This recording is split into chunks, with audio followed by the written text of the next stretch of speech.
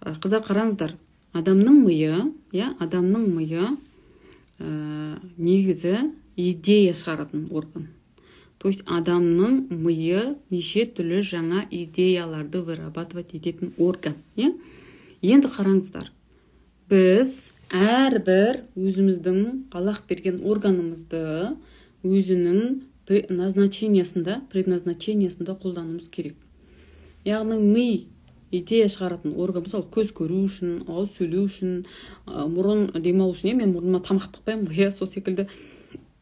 Егер де біздің миымыз идея шығаруға арналған орган болса, біз көбіміз сол миды, наоборот, мусор жинайтын орган ретінде қолданып жүрміз. Айтайын ба, не үшін? Біз миға керек те емес ақпараттың барлығын жинап алғанбыз. Қалай? Ол потому что біз бейсаналы түрде өмір сүреміз. Біз телевизордан бірдемені көріп отырған кезде осы маған керек па, не үшін керек осы ақпарат деген фильтрден өткізбейміз. Немесе мысалы инстаграмға кірген кезде де, мысалы вайн көреді бір адамда, біреу жаңағыдай подписан бір жұлдыздың парақшасына, например, кейбір әйелдердің парақшасына кірсең 1000-7000 кісіге дейін подписан да, оның өмірі солардың сторизін көрумен өтеді.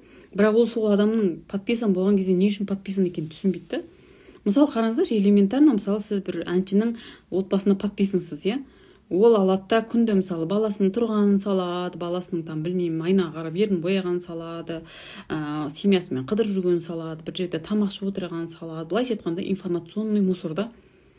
Енді сіздер саналы түрде өмір сүрген кезде осы нәрсені саралайсыздар. Мен не үшін бұның тамақ жегенін қарап отырмын? Бұл маған не үшін керек? Не үшін керек? Мысалы өздеріңіз жауап беріңіздер. Мысалы бір мән жоқ, мағына жоқ, просто күлдіретін вайн көруіңіз мүмкін, тикток көруіңіз мүмкін, мағынасыз рилс көруіңіз мүмкін, әншілердің парақшасына кіріп алуыңыз мүмкін, өсек айтатын бір парақшаларға кіріп алуыңыз мүмкін. Не үшін отырсыз сол жақта? Не үшін отырсыз сол жақта? Если мен айтатын болсам, қыздар, біз не үшін ол жақта отырамыз? Көбіміз біз реальностьтан қашып отырамыз. То есть біздің реальный өміріміз бізді не устраивает? Біз аламыз да, мысалы, ана жерде әдемі өмірді көрсетіп жатқан парақшаға кіріп кетеміз де, как будто бы өзімізді алдаймыз да, как будто менің өмірім сондай болып жатқан сияқты. То есть біз на самом деле сондай өмірге ұмтылып, өзімізбен жұмыс жасаудың орнына біз просто өзімізді алдап қойып, қана соған қызығып қана өмір сүріп жатырмыз. Түсінді ме, қыздар, келісетін болсаңыздар, кері байланыс жасаңыздар. Шынымен солай ғой, Мысалы, біреудің қараймыз, жаңағыдай бір блогердің постоянно салады да, өмірінің күшті жаңғаны салады. Ол ана баласының как етіп атқанын, күйеуімен ұрысып атқанын, ата-енесімен қырылысып атқанын, немесе үйінің шашылып атқанын салмайды. Бұл әдемі картина ғана салып қояды да, мысалы, жаңағыдай ойбай, баламмен қыдырып жүрмін, күйеуім маған гүл беріп жатыр, анау мынау деген сияқты. И біз шынымен де соған алданып қаламыз. Миымыз соған алданып қалады да, сосын бізде не пайда бола бастайды? Дискомфорт пайда бола бастайды. Ананың күйеуі гүл беріп жатыр екен, менің күйеуім гүл бермейді деген сияқты да. И соның бізде миымызда керек емес соғыс басталады да. Ішкі жан дүниемізде соғыс басталады. Бізде өзіміздің өмірімен шүкірсіздік басталады, Ананың күйеуі гүл береді екен, значит, оның күйеуі керемет екен.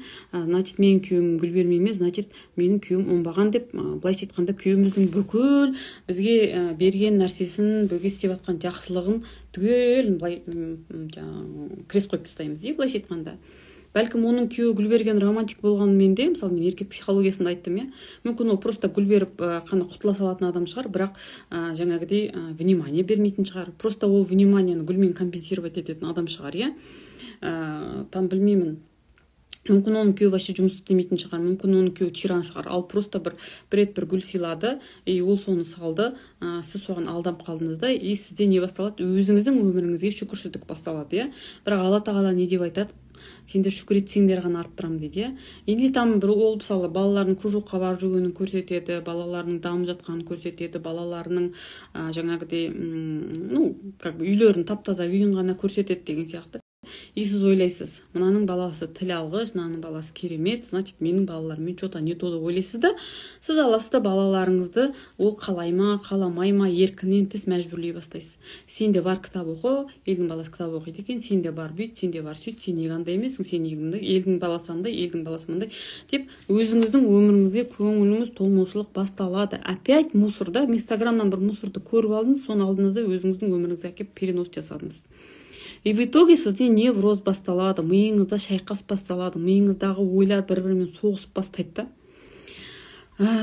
Көңілсіздік басталады. Былайша айтқанда сіздің жаңағы ішкі айқастарыңыз, сіздің ішкі энергияңыз жеп қояды.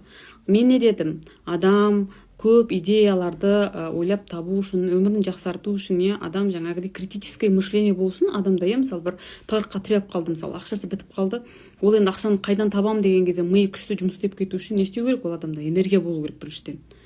Қараңызшы, сіз өзіңіз шаршап жүрсіз, бала шағаның боғынан арыламай, мына жақта білмеймін үйіңіз шашылып жатыр.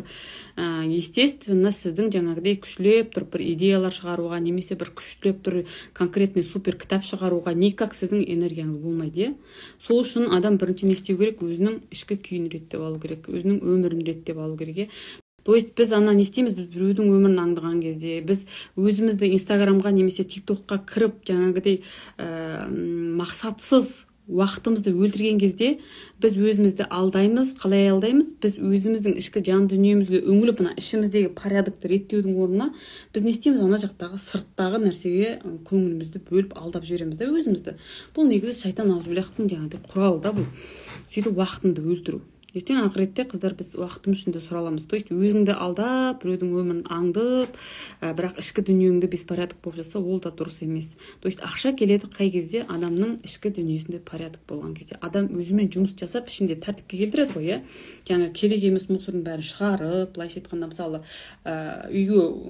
үйге жаңадан мебель кіргізу үшін не істейміз біз? Бірінші ескі мебельден арыламыз, Сонан кейін жаңағыдай үйге уборка жасаймыз, ана ескі мебельдің орнын жуып тазалаймыз. Сонан кейін барып әдемі мебельді кіргізетін болсақ, сол кезде ол жерде гармония болып әдемі болып тұрады да, А если там мысалы сіз ескі мебельді шығармасаңыз, үстіне әкеліп жаңа мебельді қоя салсаңыз не болады? Быт-шыт болады, Сол секілді ғой, жаңа білім алған кезде өміріңді өзгертемін десеңіз, бай болам десеңіз, не істеуіңіз керек? Бірінші мына мидағы мусордан арылу керек, іштегі мусордан арылу керек. Телефондағы артық керек емес жаңағыдай контакттардан арылу керек, инстаграмдағы керек емес подпискалардан арылу керек. Керек десеңіз үйіңіздегі кимейтін киім кешек түгелінен арылыңыздаршы. Бала шағаның кимейтін киімі, өзіңіздің кимейтін киіміңіз, өзіңіздің үйіңіздегі артық керек емес дүниелер, оқымайтын кітап дейсіз бе, 40 жылғы студент кезден қалған керек емес конспект дейсіз бе, білмеймін, анау керек емес фотолар, елдің білмеймін пригласительный шақыру билет, оның бәрі қарап отырсаң не үшін керек? Ол просто біздің жаңа ментальный мусорда, былайша айтқанда керек емес біздің энергиямызды соратын дүниелер. Шаң жинап тұратын, Сол үшін вообще желательно үйде минимализм болған дұрыс, қыздар. Минимализм. Мысалы, адамның миы тынығу үшін, адамның миы жақсы жұмыс жасау үшін негізі үйдегі түстер де жақсы болған дұрыс. Түстер де минимализм. Бізде шыбар-шыбар, немесе гүлді-гүлді деген нәрселерді желательно алып тастау да. То есть бір түстілік, ашық түстілік. Мысалы, мен жаңағыдай спальнимда светло-бежевый штор тұр, жаңағыдай покрывалым ақ деген сияқты, мебелем ақ деген сияқты, бұл да энергиясын жейді адамның.